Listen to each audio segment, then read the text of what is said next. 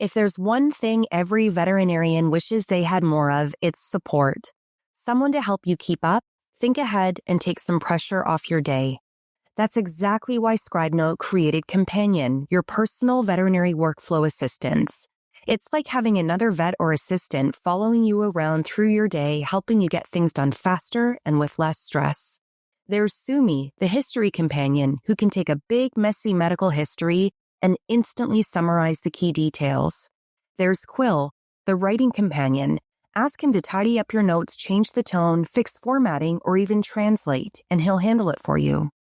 And there's Sage, the research companion, who deep dives into trusted veterinary sources and brings you clear answers with citations so you can make decisions quickly and confidently. You can try them all as part of the free plan and see what it's like to have real backup in your workflow. Just head to scribenote.com to learn more.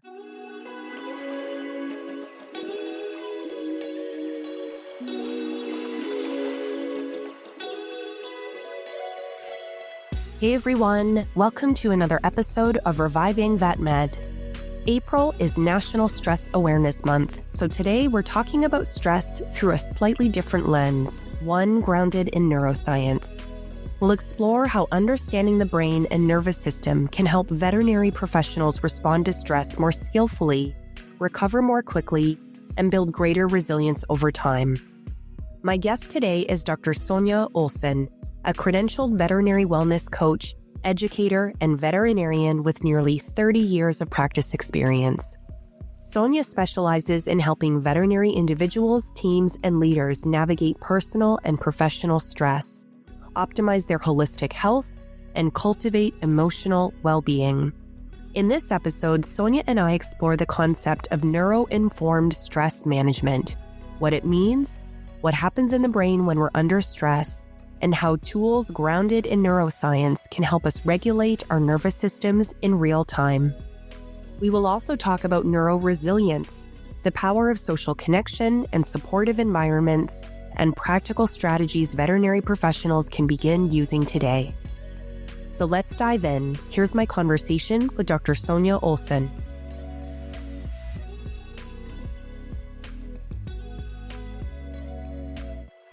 This is the Reviving Vet Med podcast, and I'm your host, Dr. Marie Hollowaychuk. And my mission is to improve the mental health and well-being of veterinary professionals around the world.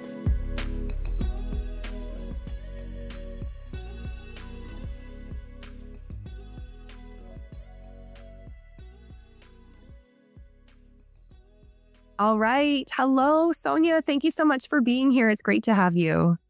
I am stoked to be with you again, Marie. Yay. Yay.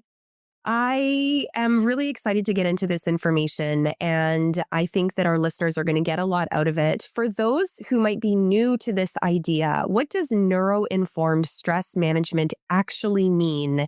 And how does that differ from traditional stress management advice? So when we are in a space of increased awareness, that in and of itself helps calm us down, right? So to my fellow veterinary geeks out there in the audience, neuroscience is available to us to make these practices not only really evidence-based, but yummy because there's science behind it. So I love the idea that we are tapping into our human physiology, the wisdom that is born to every single one of us, and having then the awareness of, oh, I have this. Oh, there are strategies for me to notice it and then to call in these practices. That's neuro-informed. That's also practicing, weaving in, for those of you that hear the word mindful and you go, ugh, woo-woo. Well, neuroscience is there to say why those things work. So that's really what I'm bringing forward, is that we can put them now under this umbrella that I feel like is a little bit maybe more palatable to our skeptical scientists in the veterinary community. Yeah, so it sounds like this really takes a scientific approach, right? It's not just the typical stress, just calm down and these things that aren't really tangible, but there is actually neuroscience research that can allow us to really tune in to the physiologic changes in our body and then take concerted efforts to reduce that stress. speaking of stress, I mean, there's no shortage of stress in the veterinary profession. And you and I know this very well. There's a big emotional load in the work that we do. There's time pressures in practice. There's difficult conversations we're having on a regular basis. And of course, there's also animals suffering and clients suffering and so forth. From a neuroscience perspective, what is happening in the brain and nervous system during these moments of stress? Oh, I love that question so much. And I just want people, even just like when hearing you describe it, just notice what that evoked in you. Because what's happening is that you're remembering, your nervous system remembers. And that's sort of the key here is that there is this experience when we hear, when we witness, there are things that are stirred up in us. And it's really helpful, even Marie, now to really help people be clear that the compassion fatigue is a phenomenon. Really importantly in veterinary medicine, what's largely causing us to feel the fatigue, the distress, the feeling I can't care anymore is empathic strain and distress. So what's going on in us is that those parts of our brains, our hearts, and our nervous systems that are attached to relationship and caring about suffering are getting pinged when we're in those spaces. And my goodness, it's every day, it's every shift. And it's not like the walls of the practice keep it from happening when you walk out and walk in, right? So we're exposed to things all the time in the world. So really, that's part of this is what's happening to us as deeply compassionate and empathic beings in veterinary medicine. How is that then impacting those places of our brains and our nervous systems and pushing us against those limits of our window of tolerance, which we'll talk a little bit about today, right? So I think that's really important for us to say that we take on the energy of others, and that can be for good. And that can also put us into a greater state of distress. Yeah, so we often talk about the nervous system shifting into survival mode, right? And I think there's this sentiment in vet medicine. We want to move from surviving to thriving. And that's a phrase that I've used often as well. I'm curious, what happens in the brain? Can you explain, particularly with structures like the amygdala, the prefrontal cortex, when we are feeling overwhelmed or activated, triggered, whatever the word that resonates with you, when that happens at work, you talk about these moments of pinging. And for me, it's that getting activated because something is just triggered something in us or rubbed us the wrong way. What's happening in the brain itself? So what I also want to make sure of, I love, like I said, language clarity. So when we are experiencing stressors, which can come in lots of flavors in our environments, then we can have a stress reaction. And what does that actually look like and feel like? And what's going on under the hood, right? As far as what's happening in our brains. Really valuable for us to remember that neurotransmitters and energy is what's informing our reactions or response and our behavior. Where does that come from? Well, the mainframe of our brains, the prefrontal cortex, is there to help us concentrate, to plan, and to regulate emotions. When cortisol rises in response to stress reactions, norepinephrine rises, mainframe goes out the door. In fact, it's like diminished by somewhere between 60 and 70%. The research points to that prefrontal cortex capacities really diminish. And we go into a state then of poor decision making. We're having a hard time focusing, communicating. We might even go into a space of brain fog and losing of time. So it's fascinating to see what's going on there. And the other structures that are absolutely involved, and I love the idea because this is now also, for those of you that may not know this, the triune brain theory, debunked. Not true. So this idea that we have reptile brain, then mammal brain, and then, oh, we're so smart humans, not exactly. It's really complex and it's circuitry, it's interconnected.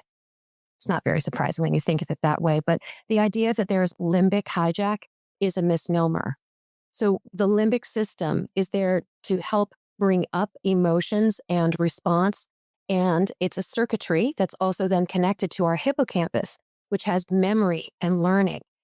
When our cortisol goes up, norepinephrine goes up, we go into a space then of the circuitry not working very effectively. They're not communicating well, and instead they get short-circuited. I like that idea, that it's short-circuited, fuzzy, it feels unavailable. We feel unskillful. We don't even know how to communicate what it is that's happening or what we need. So that's really valuable to know. These structures are there to keep us safe and alive. That's fundamentally what's going on for us when we feel overwhelmed and we are pushed into hyperarousal, sympathetic or hypoarousal, parasympathetic overwhelm. We go into these spaces of fight, flight, freeze, numb, and we shut down. So it's just our nervous systems have gone into a state of ineffective circuitry communication.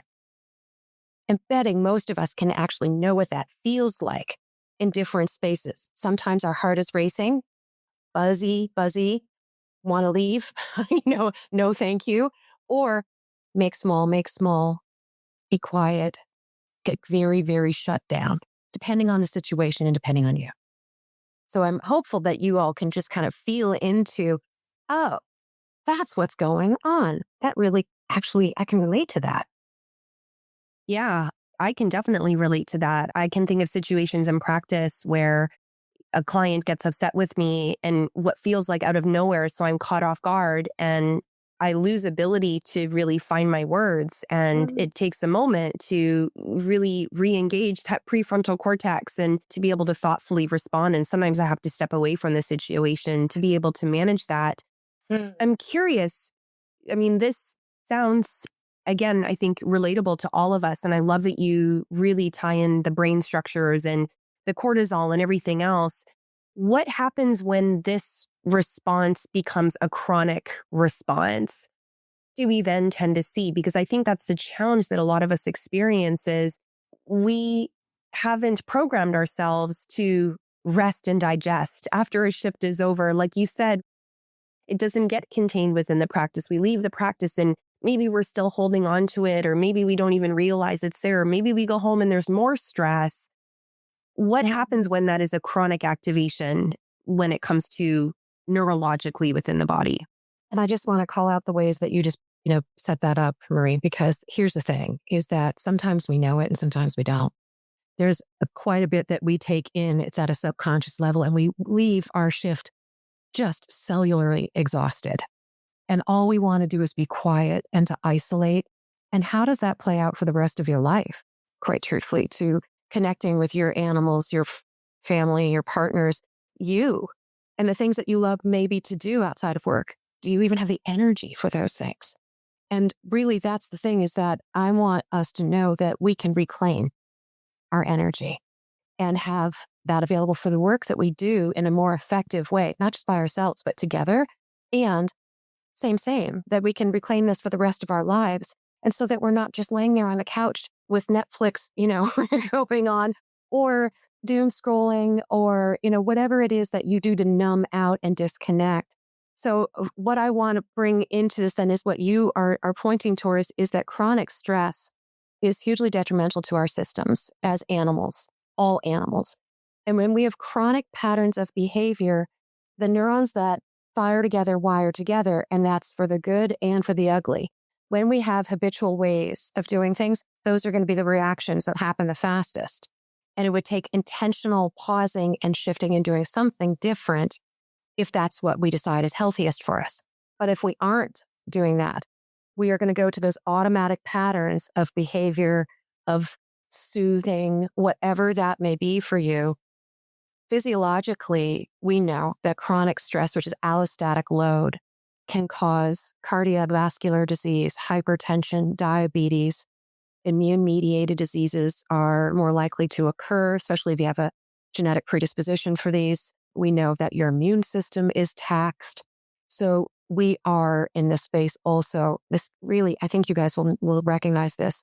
When our cortisol is chronically high, we all are in some degree of Addison's disease. And I didn't know that for myself until it really became so apparent and it was in my face with cardiac arrhythmias and GERD and so many other things that I was like, oh, this is happening. So we know these things. We're medical practitioners. We understand it, yet we don't think to apply those rules to our own systems and care about that. To care about that these are detrimental things that can be a place where it changes your life, your quality of life, and the length of your life. And only we as individuals can have a moment to say, it doesn't have to be like that. And then as a community to say, no, it doesn't. And I care enough about myself and you that we're going to do this differently. So I think that's really the call to action. Yeah. So, I mean, it sounds like there's this adrenal fatigue almost, right? Like the cortisol levels have been up and our adrenals have been squeezing to get those cortisol levels up for so long that we reach the state, like you said, of almost Addison's disease where there's nothing left. And you add on to that this layer of patterning behavior. And I love that what Dan Siegel always says, neurons that fire together, wire together. We create those patterns. And they're not just psychological, they are neurological patterns within the brain that we default to. And I remember him describing it's almost like creating these grooves in your brain, and the wheels are just going to want to go into these grooves. And it takes a lot of work to get the wheels out of the grooves and to create different grooves, which is what we want to do rather than, as you said, using soothing patterns and other unhealthy coping strategies to respond to stress. I think that's a great segue into what I want us to focus on, which is this concept of neuro-resilience or neuro-informed living. And I know how passionately you feel about these concepts. What do those terms mean, and how can veterinary professionals begin to cultivate that in their daily work and personal lives? Yeah, no. So this is really, I do get really jazzed about this because hope, hope is in the room. And there's research that really proves this out, that through functional MRIs and EEGs and cortisol assays, you name it, this has been going on for decades, friends. It's just that we are bringing it towards our profession finally. And what's really fun is that we now also have veterinary specific research being done. Hooray. What is true as human animals, though, that is true that we are unique in that we perpetuate the stress cycle more so than the antelope that just got startled by the lion pride. They go back into grazing, they complete their stress cycle, and they move on about their lives. Humans, not so much. We spend a little more time simmering and marinating in that and making story. Why? Because we have these spaces in our brains that are activating memory. And we have then emotions. I know this is trippy, this is fun. Rabbit hole. Emotions are predictors. Emotions are there to say, do you remember that this happened, that back then? And I'm going to evoke this emotion to activate these thinking patterns, these physiologic responses in you so that you are more likely to take this behavior that will keep you safe. What's really amazing is that we can create new memory banks, new approaches, which means then when we have a stressor that comes to us, we have new memories to draw upon that says, you know what? I navigated that. I remember that I had resilience around that. I had strategies and strengths. And this is how I did it. Not just me, perhaps, maybe some calling in collective wisdom of my community.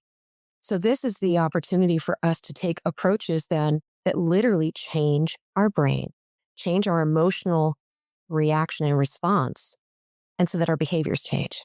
And how amazing is that, that we can change the story, right? As opposed to going into those ruts again and again. We take a different path.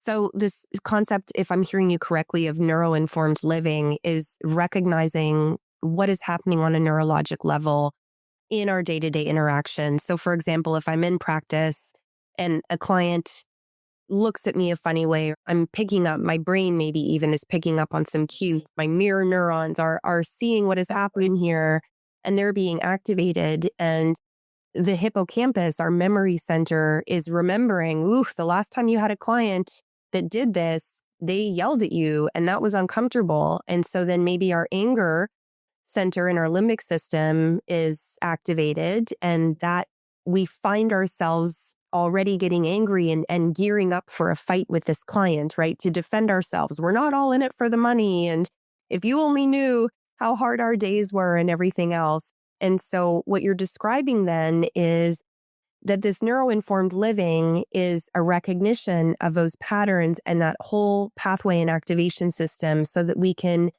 be aware of that and choose different ways, like be totally present to noticing our feelings that are coming up, Yeah. recognizing the stories, which are probably tied to the memory of what happened before, and then choosing different patterns. And then this concept of neuro-resilience then would be that this builds resilience for you. This improves your ability to bounce back from stress in these situations. Do I have that right? You said, and I love your examples because I just was giggling as you said it. I was like, yes, that situation where somebody looks at you with a side eye. And we are wired also as humans with these mirror neurons, as you mentioned. And so that is part of relationship building and trust building and safety building. Very important. It can also knock on your memories and be like, uh-oh.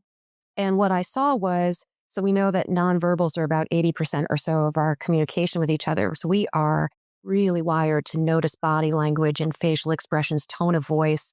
And that really brings up stuff with us. So there's things happening at a level that you may not recognize or notice. However, the resiliency piece comes in with me choosing to slow down, to get curious, to get compassionate with myself, but also what's happening over there with that human. You're like, what's going on here? And what would I like this to be like? How do I want to show up here? And how is it that can be the most productive and an effective space for me where I can do the most good rather than being on automatic pilot where bad things, unskillful things happen sometimes. And we end up having to clean up messes or have to work through the distress that we experience in the moment then afterwards.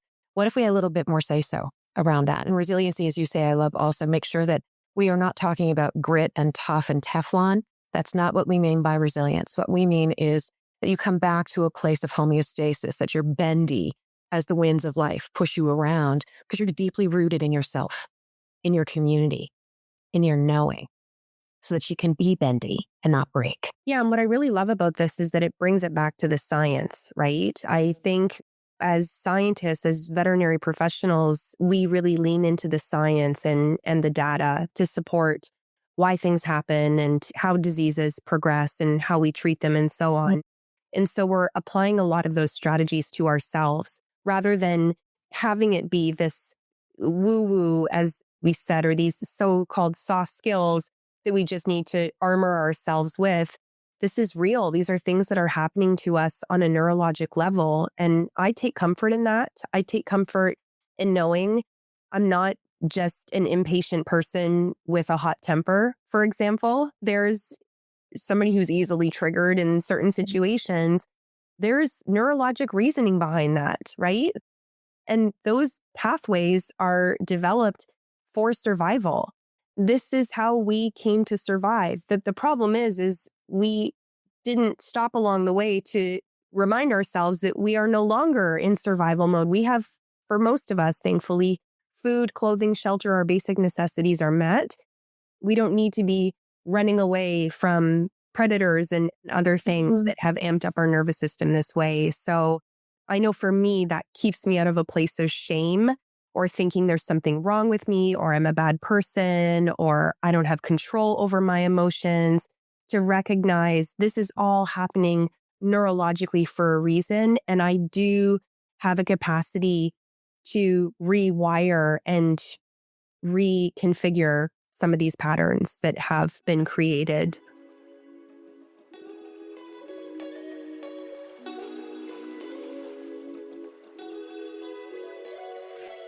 April is National Stress Awareness Month, so what better time to invest in your veterinary team?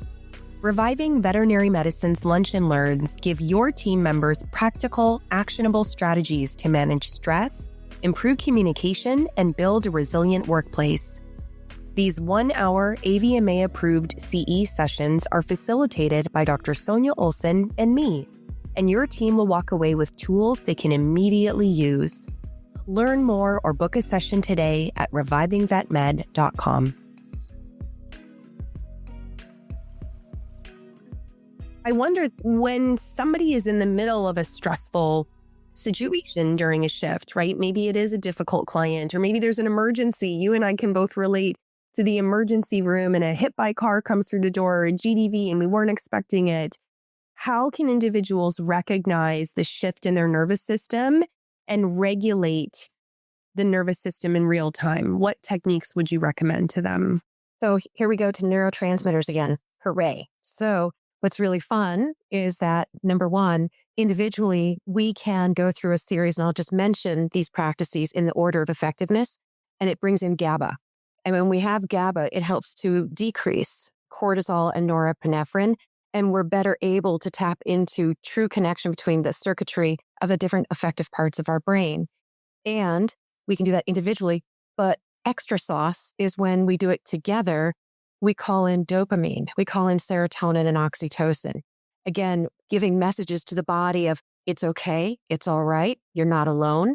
So back to safety, fundamental, right? Fundamental and belonging. I'm in community.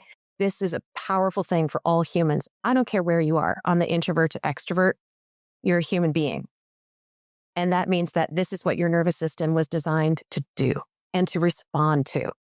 So the order of things that can be really, really helpful, and I'll just name them, then I'll talk about the one that is the most effective. So the name it to tame it, what's happening? What's going on here? Like, what am I feeling? Name the emotion. What's going on in my body? Where's my head? So even just like labeling it gently helps. Again, very cool. You're getting curious. That alone goes knock, knock on your prefrontal cortex. Really effective. It's fast. The other thing is, can you do anything to control in the environment? Well, I think about like a CPR or something, an animal crashing. In that moment, having a strategy and having practiced it, for an example, helps us to know what to do, in what order, and immediately people go boom, boom, boom into their roles. We have taken control as best as we can of a very complex, dynamic moment. So that's part of controlling your environment, is sometimes something that can be practiced or thought through ahead of time so you're better prepared in that moment. But it may or may not be available. The third one is really in that moment, particularly for you, if something really just went smash, really getting into a space of like, who am I? What matters to me? And why am I doing this? So when you're feeling low or you're feeling wrong, you made a mistake, mistakes suck and they're inevitable, remembering, I'm a good person. I'm a kind person. I'm a capable person. I'm doing the best that I can. And the reason I do this is this. So your values and your purpose connect you to something bigger. It gives you perspective again. Again, it's a knock on your prefrontal cortex, giving you perspective. Reframing. Wow, powerful tool. Reframing. Really, when you're in a space of like, I call these really tough moments, unscheduled growth opportunities. Did not ask for this, and it's here. And rather than going, don't want it, don't need it, too bad, so sad. It's here. So what are you going to do about it? I'm going to learn from it. I'm going to do the best that I can, maybe by myself, maybe with some others, and I'm going to grow and learn as a result, as instead of going into victim mode or I can't mode. So growth mindset, like what is there to learn here? And that's for individuals and team. The most effective though, the one that really works, shocking to not you and I, maybe to some, mindfulness. Mindfulness for the win. The most effective strategy that our body responds to is the mindful pause. So to take you just really, it's quick, where you stop what you're doing for just a moment. Very intentionally take in very deep breaths through your nose and a out of your mouth with that longer exhalation phase. Doesn't matter how many beats it is. It's just that the exhale's longer than the inhale. It soothes your vagus nervous system. And in that, heart rate goes down, blood pressure goes down. We get better oxygenated blood coming into our brain, and we get perspective and we feel our bodies. And then we're better able to look around, to really notice where we are, and to proceed. So it's really bringing in that capacity and practicing that capacity so that your brain knows that you can, that your nervous system knows how to reconnect to safety quickly, and making this your safe place. And that's not available for everyone right away. It takes practice. That is the order of things. Practice, try them on. I love it. And that's the thing to recognize, is this is a practice. And I think sometimes people have the misconception that stress is just something that we have to live with. This is just our regular life, and our brains just are the way they are. It kind of goes a little bit back to that fixed mindset that you mentioned. Like, we practice vet medicine and it's stressful and that's just how it is. But this concept of neuroplasticity, which you've touched on, gives us that hope that our brains can actually change and they can become more resilient with practice. Do you want to elaborate a little bit on what neuroplasticity really means and what exactly we're doing when we're engaging in these practices? So I love that there's a quote that I love bringing into this space, that neuroplasticity is a 6-syllable word for hope. Yay.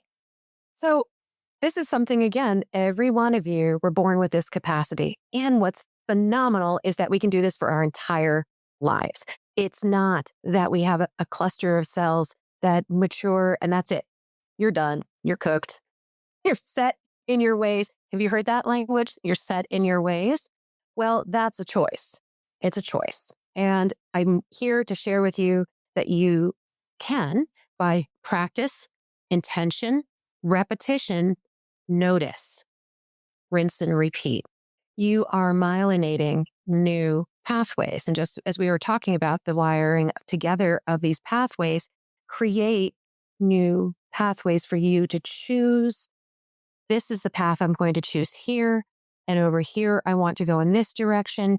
And you're informing it with your values. You're informing it with your knowing of self and your curiosity and compassion, so that you can keep opening up those wisdom file drawers for those of us that are old enough to remember filing cabinets. Okay. And if you're of the tech age, you're clicking on your files in your brain to go ahead and open up and go, oh, right. These things. Oh, right. These people. So it's really a great way for us to remember to be in a place of humility. Yes, we're messy. And also of being a little inspired and a little bit optimistic about the potential of ourselves and of each other. So I just want to call that out as well, is that when you see someone in front of you or multiple someone's being unskillful, pause, tap into that amazing, compassionate heart of yours and get curious. What's going on over there?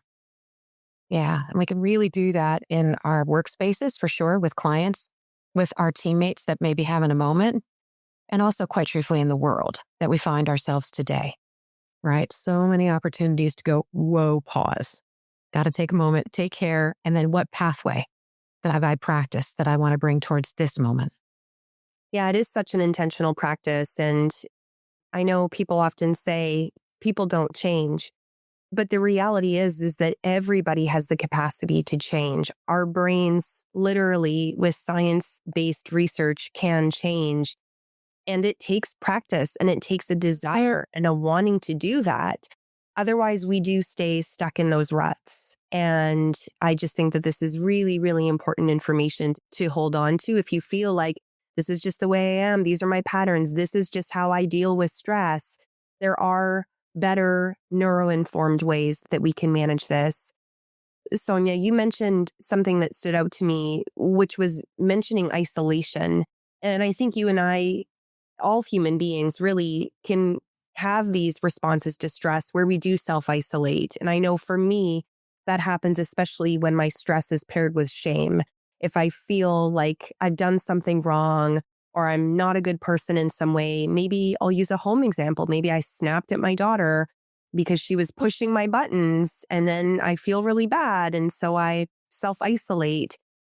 From a neuro-informed perspective, how do things like social connection and the culture of the team and our physical environment and who we surround ourselves with, how do those influence our stress levels and our recovery? I can't say enough about it. It's so important. Just thank you. I mean, there's a reason why solitary confinement is a punishment for people, for humans. Our nervous systems were not designed to be alone. There is solitude. There is healthy choice around choosing moments to restore yourself in solitude. That's wise action. That's knowing what you need when, and that my nervous system needs this, my brain, for all the brains that are and the nervous systems that are, because there are so many nuances and things that, of course, are there to make us unique. What is true, though, that coming into community helps to foster a greater sense of a number of things. We are better able to, this is really cool and amazing, that we could co-regulate our emotions. We are designed to do that. that means that we can normalize them, we can integrate the lessons from them, and let them go. And so that we don't just keep stashing them in our backpack to be processed or not processed, honestly, where they just make a home in our body. So the capacity to come together and have a conversation around what happened, and we do that through huddles and through debriefing. Maybe it's one-on-ones with a trusted person in your life, a colleague, coach, mentor, partner. And there's skillful ways to do that as well. So being thoughtful of what we're sharing and what we're connecting around so that we don't slime each other, being thoughtful of that. So I think the capacities for us to soothe our own nervous system is amplified dramatically when we're in a place of trust and safety with one or multiple others that get it. And we know they care about us. They really want to see us feel better, move through. And that can be really challenging for us in our historical conditioning in vet med. We have had this stoicism, the tough enough, the strong enough. If I don't demonstrate that, then, like you say, the shame shows up. And unhelpful, really unhelpful. And for us to recognize that to some degree, we're all feeling that and to just normalize that that's what's going on and that we want something different in our conversations. Yeah, I think the benefit of social connection can't be understated. And you hit so many important points. We know there's research to show that social connections are a huge predictor of well-being and longevity over time, just in the general population.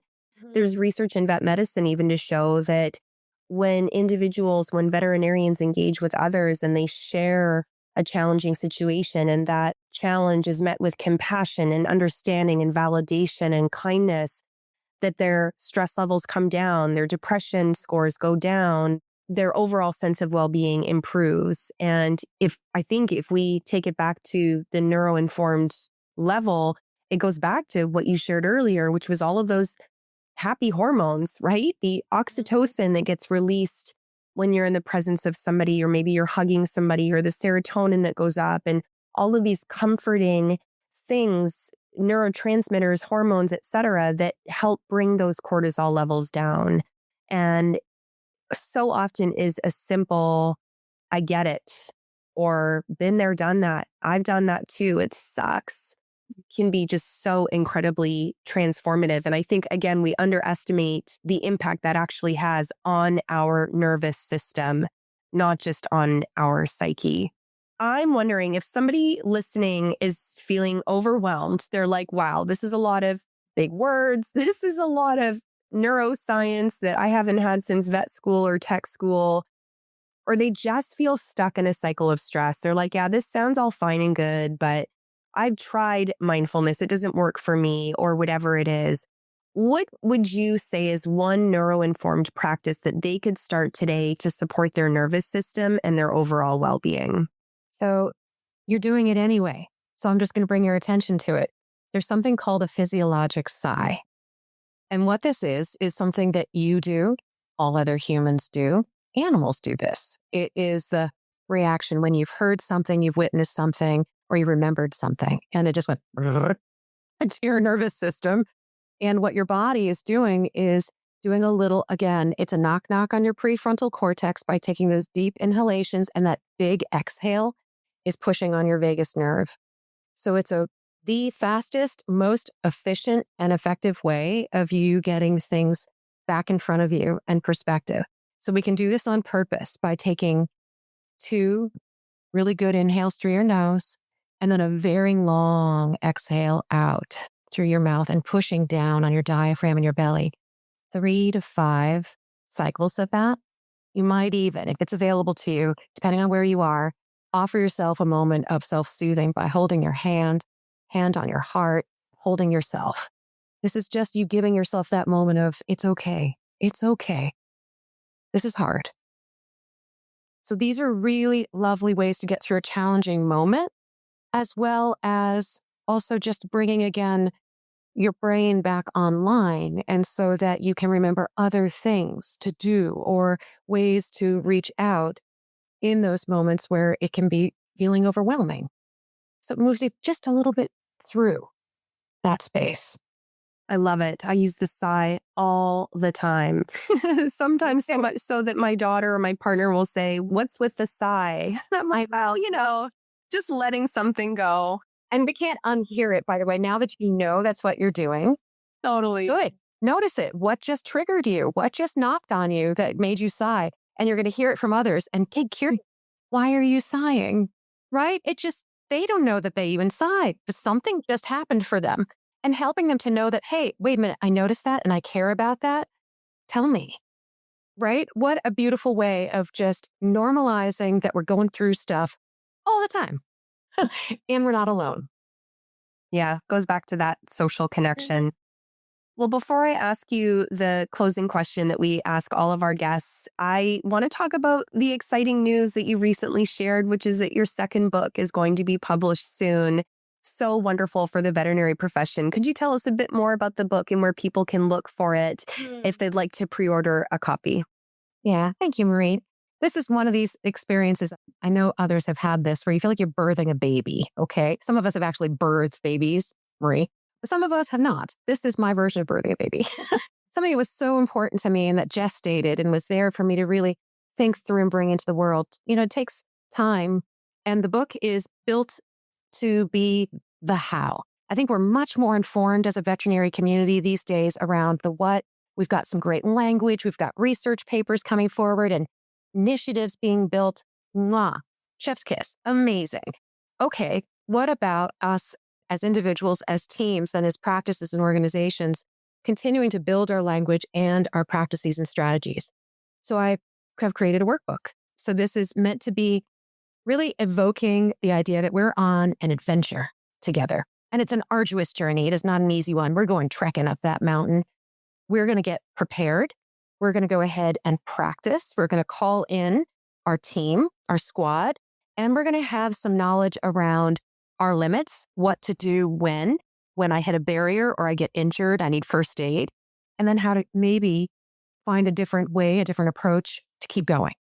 So the book's title is Your Veterinary Wellness Journey, an interactive guide to thriving with growth, resilience, and purpose. It's a long title. I was told by the editor, she's like, we want it to be searchable. So yes, it's very searchable.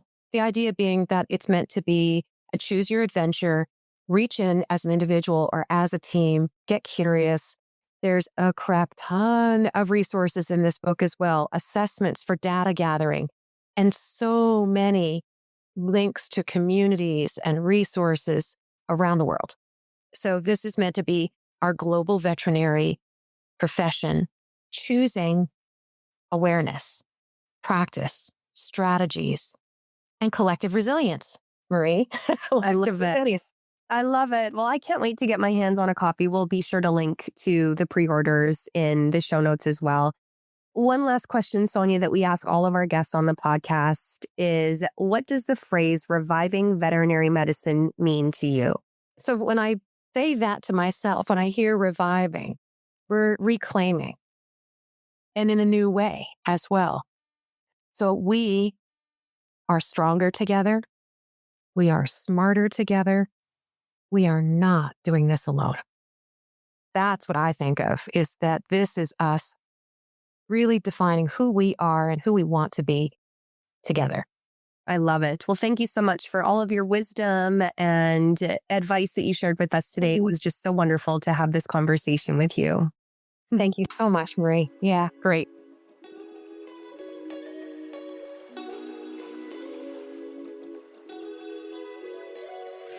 So that's it for this episode of Reviving Vet Med. I hope you found this conversation with Sonja insightful and encouraging. Stress is an inevitable part of veterinary medicine, but as we discussed today, understanding how our brains and nervous systems respond to stress can open the door to new tools for resilience, recovery, and sustainable well-being. If you'd like to learn more about Sonja's work, including her coaching, speaking, and upcoming book, you can visit her website and social media pages, which we've linked to in the show notes. And if you know someone else in vet medicine who might benefit from hearing this conversation during National Stress Awareness Month, please consider sharing this episode with them.